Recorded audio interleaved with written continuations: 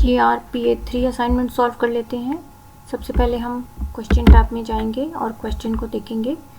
So the questions are related with indexing and slicing which are related with the string.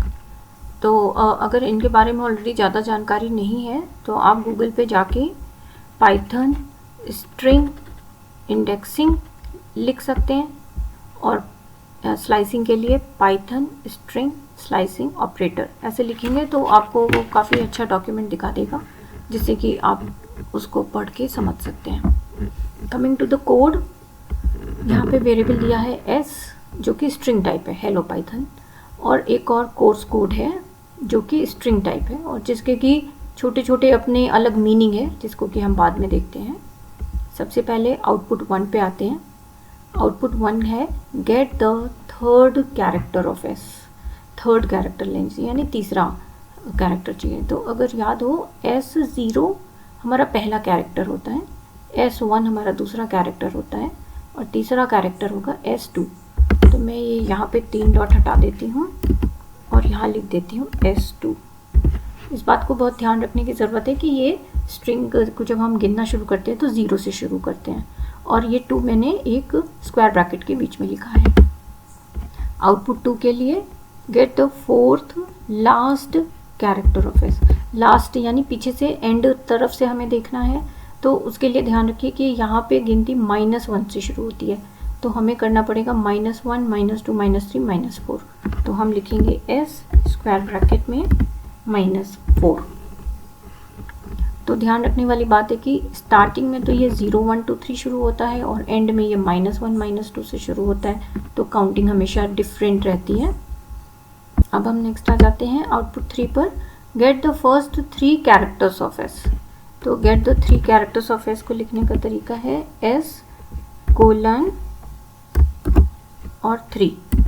इसमें लिखने का ये मतलब है कि 0 से 2 तक की सारी ले लेनी है।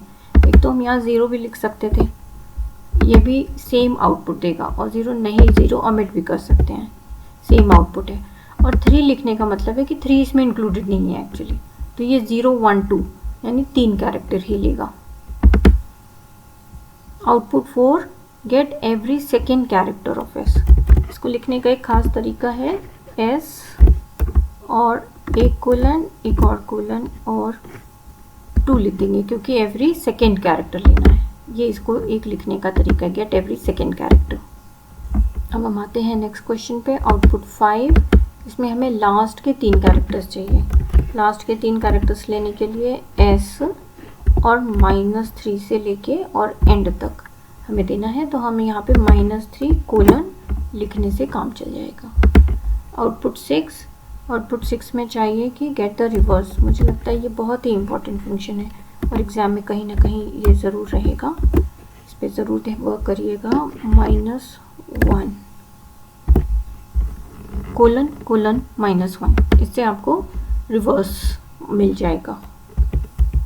अब आता है question get the term of the year in the number form.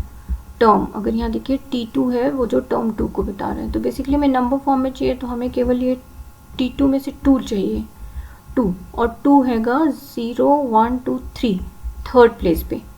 तो हम यहाँ पे अगर लिख देंगे कोर्स कोड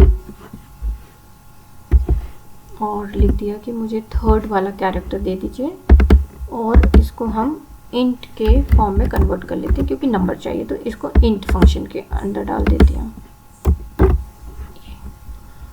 और अब हमें चाहिए ईयर, चाहिए ईयर है जो शुरू के ही 2 डिजिट है तो ये प्रॉब्लम नहीं होनी चाहिए।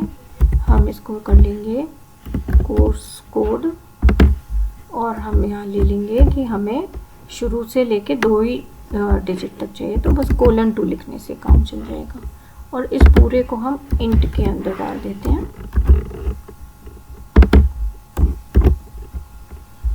और मुझे लगता है हम टेस्ट रन करेंगे और हमारा आउटपुट एकदम सही आएगा। देखिए सारे टेस्ट केस पास हो गए हैं।